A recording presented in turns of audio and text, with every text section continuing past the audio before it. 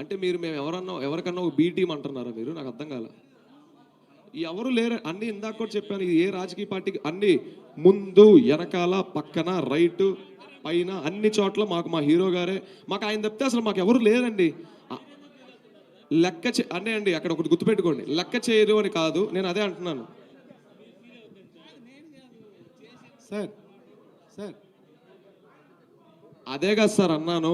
ఇప్పుడు మేము అదే కదా ఇదిలో ఉండి మేము ప్రోగ్రాంలు అయితే ఆపలేము. మన ముందు ఐడియా చెప్పాలి. రామారావు గారు మాకు నిజంగా కలిసే ప్రయత్నం ఇస్తే కలిసి ఆయన ఆపేయమంటే ఆపేస్తామనే కదా అంటున్నాను. ఆయన వద్దు నువ్వు ఆపద్రా అని కలిసి చెప్పాక నేను వెళ్తే కదా దానికి వ్యతిరేకంగా వెళ్ళినట్టు.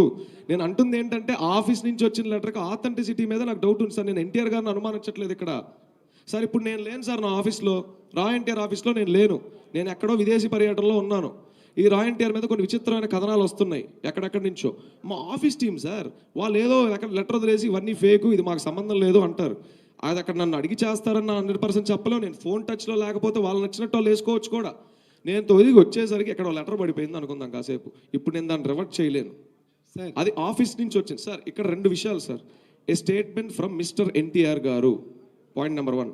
ఏ statement from mister NTR garu office. రెండింటికి చాలా డిఫరెన్స్ ఉంది.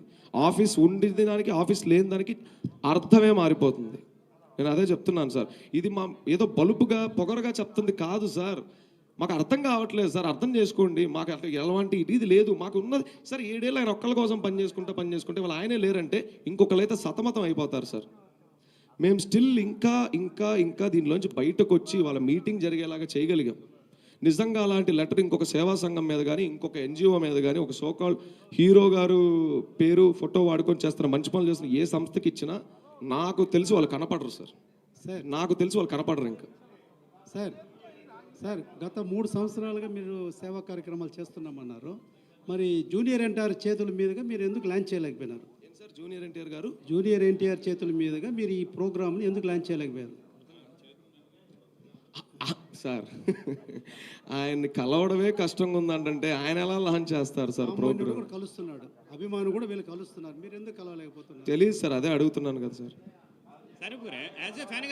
సార్ ఇంకోటి లక్ష్యం సేవ చేయడం సార్. ఇక్కడ ఆయన కలవడం ఎజెండా కాదు సార్. మాకు ఇవాళ ఇలాంటి పరిస్థితి వచ్చిందని అడుగుతున్నాం. ఇప్పుడు ఇంకోటి బాధ అర్థమైందా? నాకు అర్థమైంది. రేపు పొద్దున ఇంకొకరు మీలాంటి అభిమానే వచ్చి 200 కోట్ల రూపాయలతో సేవా యజ్ఞం అని మైక్ ఇలానే పెడితే అన్న ప్లీజ్ దయచేసి ఒక్క నిమిషం అన్న, నాకు అన్న అడిగేది వినపడట్లేదు, చెప్పండి అన్న. రేపు పొద్దున ఇదే లాగా 200 కోట్ల రూపాయలతో సేవా యజ్ఞం అని చెప్పి ఒక పోస్టర్ వేసి ఇలానే ముందుకు వచ్చి ఇలా